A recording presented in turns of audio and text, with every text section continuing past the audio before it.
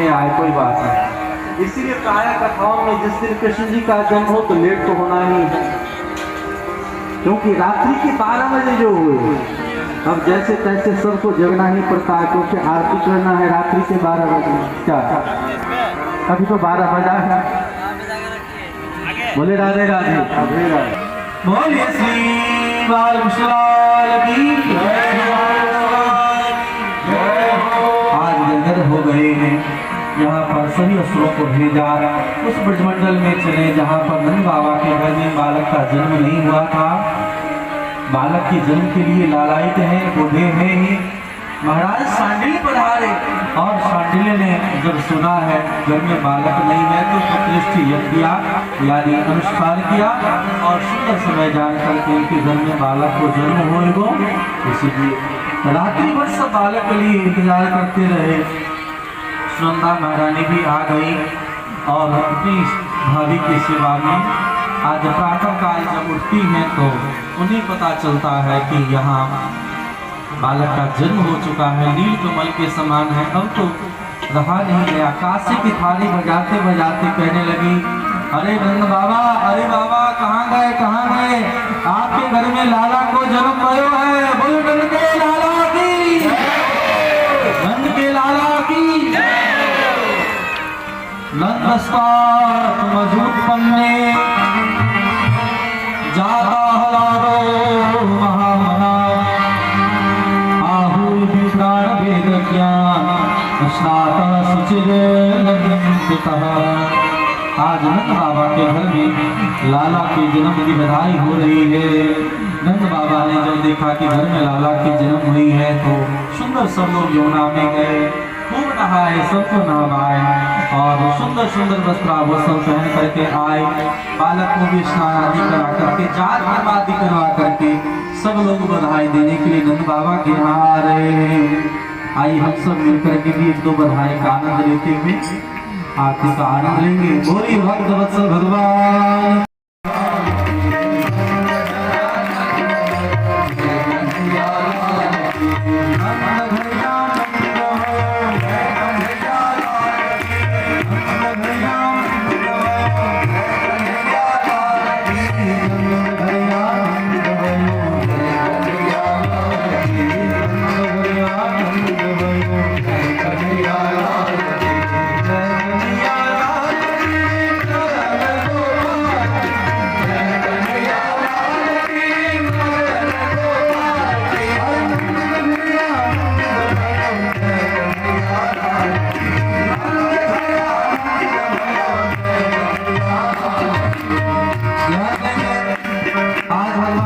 जन्मी हुई है, बधाई कल भी होगी, इसीलिए उनको बधाई आज हम भी कर लेते हैं क्योंकि जन्म का प्रसंग है और आगे बधाई हम लोग कल भी करेंगे। भाई होकर के ताली में सेवा करते हुए सब जय कन्हैया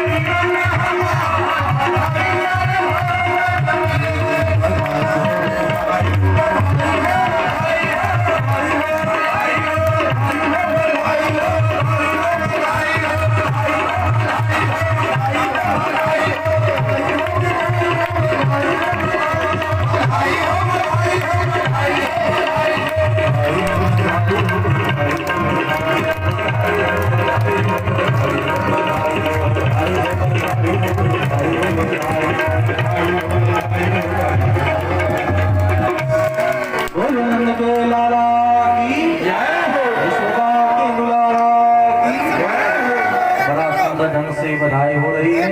अब हम लोग आरती का आनंद लेते हैं।